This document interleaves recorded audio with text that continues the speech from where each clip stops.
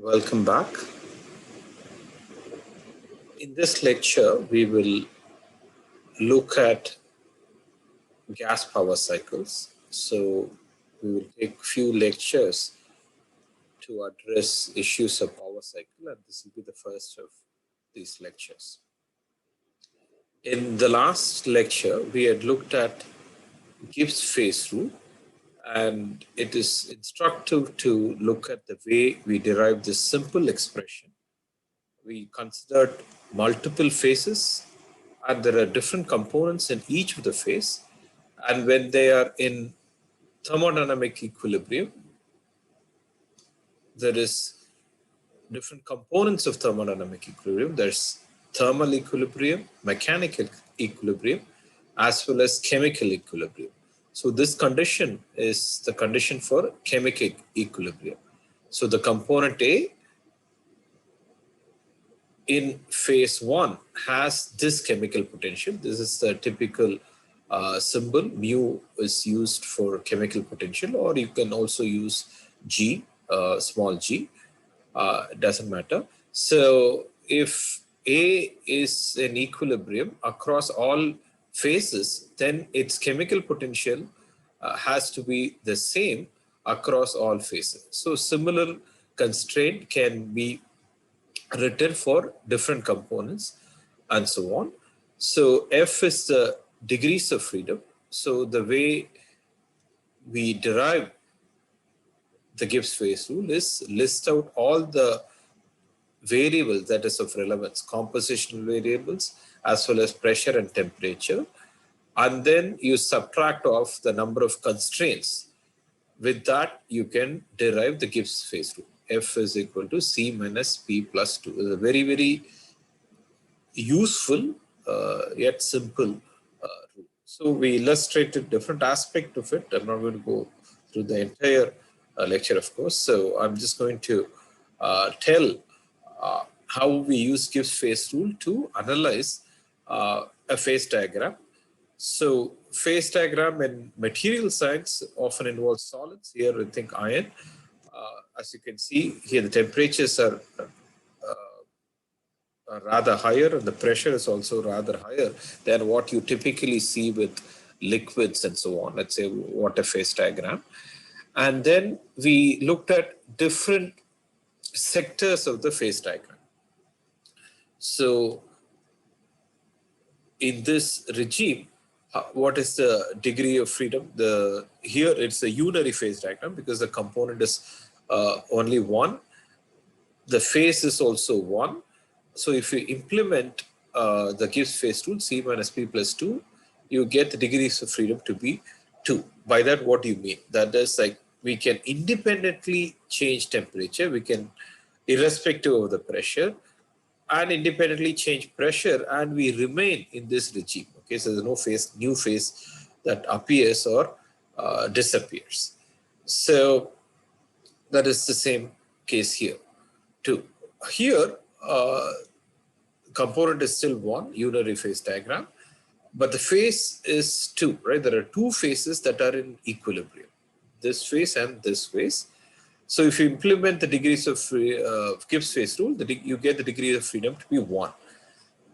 So if I want to stay in this 2-phase region, if I fix the temperature, or if I state the temperature, it automatically fixes the pressure. Okay, so I cannot change it independently. I can only change one of them independently. I can change the pressure. That means there's a corresponding change in temperature. Okay, so that's what you mean by the degrees of freedom to be 1. And then there are other places where there are 3 components that are in equilibrium with each other. So there the degrees of freedom is 0, right? So for this, you really, if you want these 3 phases to be in equilibrium, you really do not have any choice. The system chooses that temperature and pressure where such three-phase equilibrium can exist. Okay, so you should know how to use the Gibbs phase rule in different phase diagrams. Let's move on to a new topic, which is analysis of power cycles. So you have all seen power cycle, especially in a motorcycle or a car. Okay, so this is what is underneath a car. Okay, it's if you look at this, the engine, which is a very complicated machinery. Okay, so gases are coming in, gases are getting out, and lots of non-equilibrium processes that do occur in real engines. However, within the scope of this class, we want to analyze the working of power cycle engines using certain simple concepts that we have learned over this course. The real analysis of engines is made using fairly sophisticated computer simulations. Okay, so it's a fairly complicated numerical problem using chemically reacting flows, computational fluid dynamics, and so on.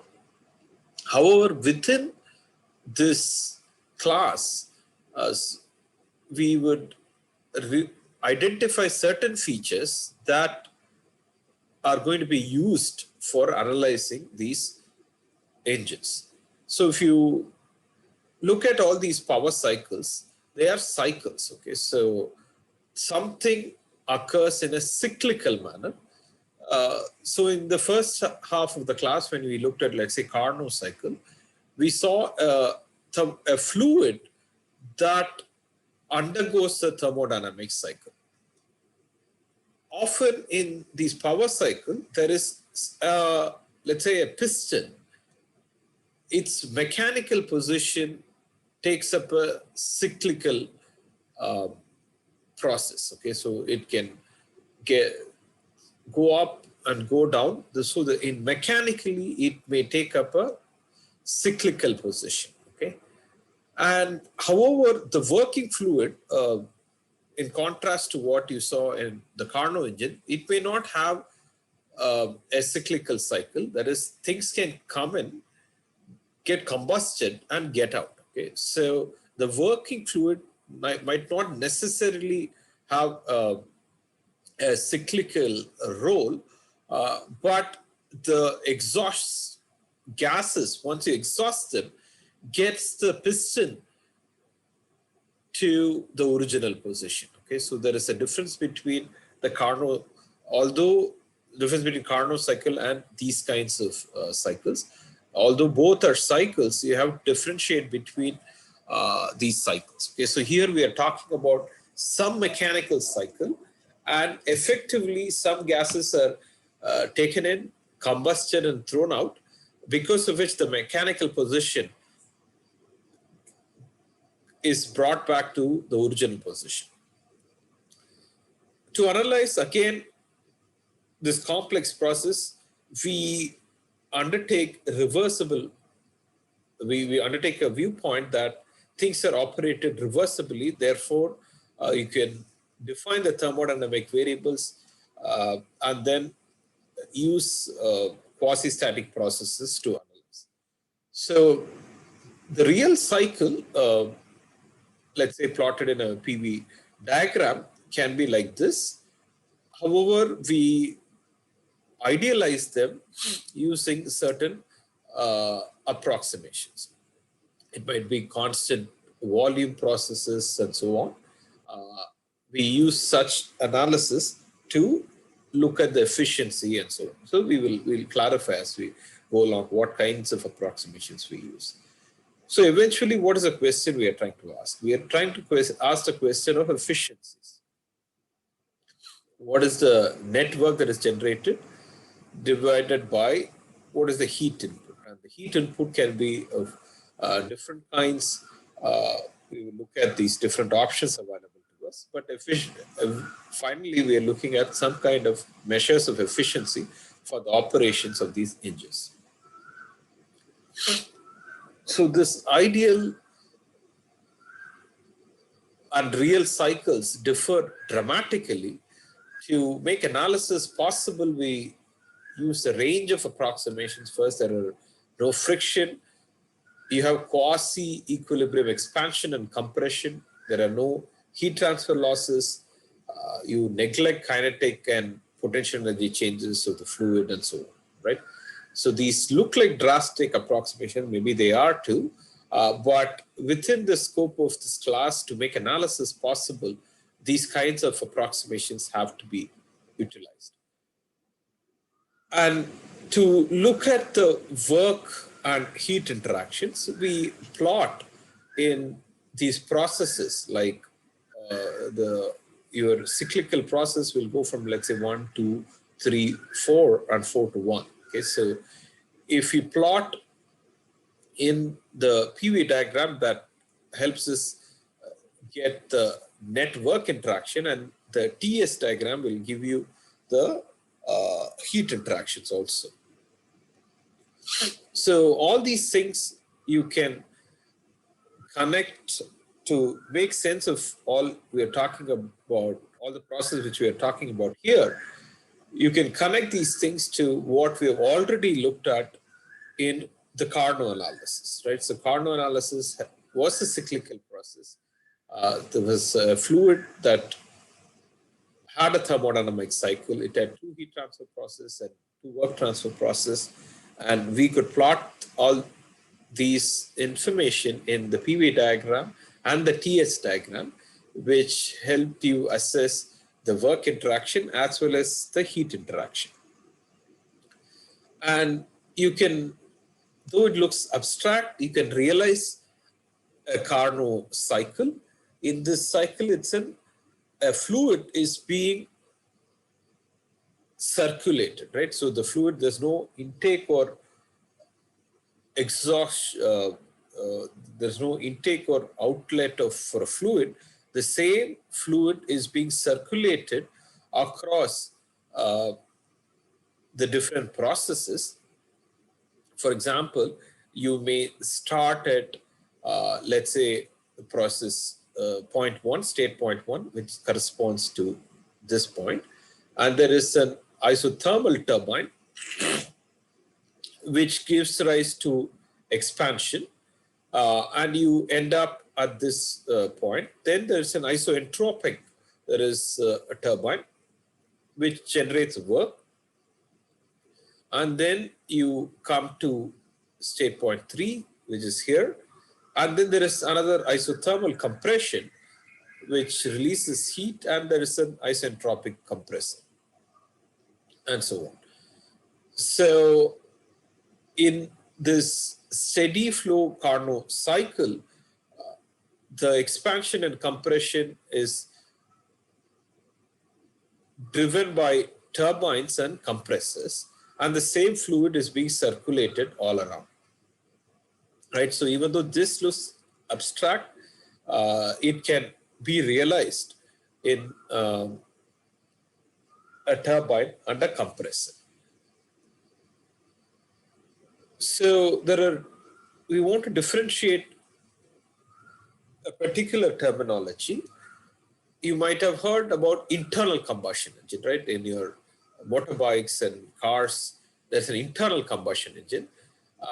But in this cases, what we are looking at, these are external combustion engine. There is combustion that may occur externally, and then the heat generated is being given to the heating section. In an internal combustion engine, let's say what you see in your motorbike, for example, there is fuel, there is inlet for a fuel, and there is air also that is taken in. Both of them combust. There's combustion that occurs and heat that is generated. All that might occur internally within the engine. Okay, so but as opposed to an internal combustion engine where combustion occurs internally, heat is generated internally, and there is an exhaustion of combustion products to get you back to the mechanical cycle. In external combustion engine, the combustion occurs externally, and that heat that is generated is given to the heating section. So this might be the actual real process, okay? But this process is very hard to analyze. It's not a closed system. So what we end up analyzing is a closed system, Okay, so this is a flow system, things coming in and things getting out, but we do not really analyze this internal combustion engine. So we take an equivalent. Or in what way they are equivalent? Supposing you have heat that is being generated. The amount of heat that is generated by combustion is the same as the amount of heat that is being given in. In that way, they are equivalent. And then you ask, given this heat input, how much of work can be generated? Okay, so you ask some such question when you analyze the combustion engines. To make all these things possible, the machinery that is used are what are called reciprocating engines. Okay, so this is an engineering marvel, I would say. So we will, all the reciprocating engines, what it manages to do is, it is able to convert a cyclical linear motion into rotatory motion, right? So this is connected to a wheel. So that is a very interesting way of being able to translate what appears to be a linear motion into a rotatory motion, rotary motion. Okay, so these reciprocating engines have different components. There are valves. This can be the inlet valve for letting in air and so on, air and fuel. And then there can be an outlet valve for letting out the combustion products. And there can be a spark plug. This is a spark ignited reciprocating engine. There are two major kinds. One is spark ignited.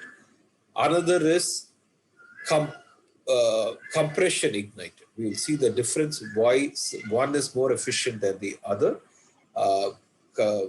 and what is the advantage of, let's say, spark ignited as well as the compression ignited engines. So this, and there are some terminologies. There is this top dead center when this piston is at this position, and the piston when at this position, this is called the bottom dead center.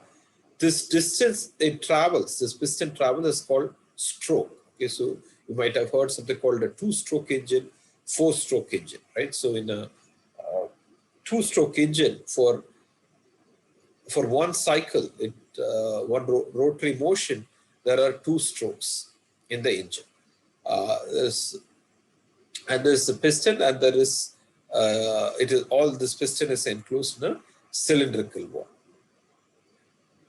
right? So typically, the way this reciprocating engine works is, you start. There are 4 segments to the entire cycle. You start at one point. Okay, so this point is typically, let's say, you take at this point intake stage. Okay, so the pressure is less, and this piston is at the top dead center. Okay, so that is the volume. So the inlet valve opens and the exhaust valve closes, right? So this is closed, and let's say this is the inlet valve that is open. So it lets air and fuel in. So the piston moves down, the volume increases. It goes, the inlet stage, it goes all the way up to this point, okay, where the piston has reached this point. This closes. All right. So, and then the inlet valve closes. Then it starts moving back. The volume decreases. So this is called the compression segment. So as the air and fuel are combusted, there is an ignition because of the spark that is generated by the spark plug. And then there is a sudden increase in pressure. Then this is the most important segment where work is being generated. It's called the power stroke. Okay, so this moves down, the piston moves down, the volume increases, and then beyond a particular point, the exhaust valve opens at this point. This is the exhaust valve that opens, and then all the combusted products are taken out of the system. Okay, so exhaust thing gets out of the system, and then you come back to this point. Okay, so ICP, that's one way to remember: intake, compression, power, and exhaust. Okay, ICP. These are the four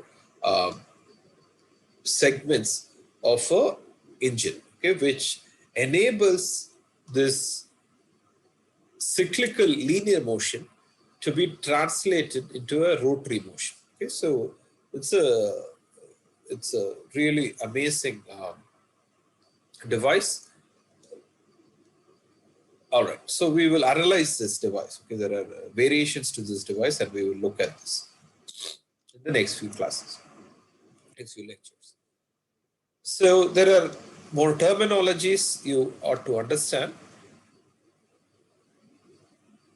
There is something called mean equivalent pressure. Okay, so what is that? Okay, so the work you obtain from the reciprocating engine is this work. What is mean equivalent pressure? So you take this work and divide it by this change in volume. Okay, so this is the constant pressure that is present in the power stroke.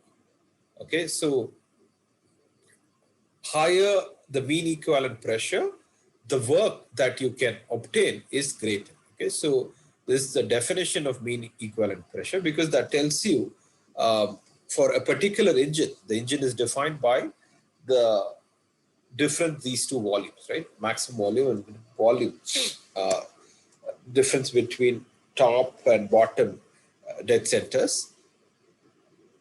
Once this is fixed, the higher the mean equivalent pressure, the greater is the work that you can obtain from your engine.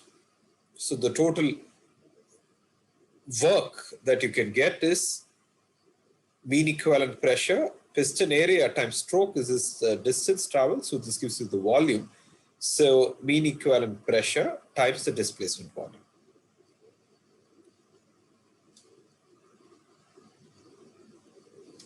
As I said, the real process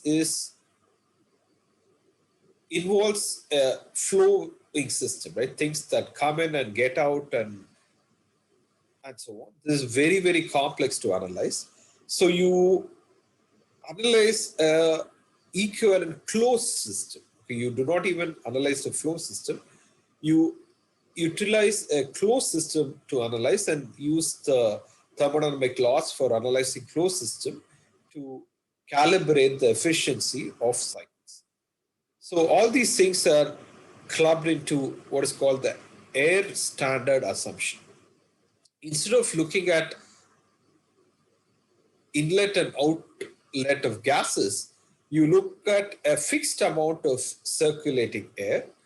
That air is also considered to be ideal, and all the processes that occur within this fixed amount of air, which making it a closed system, these processes are internally reversible.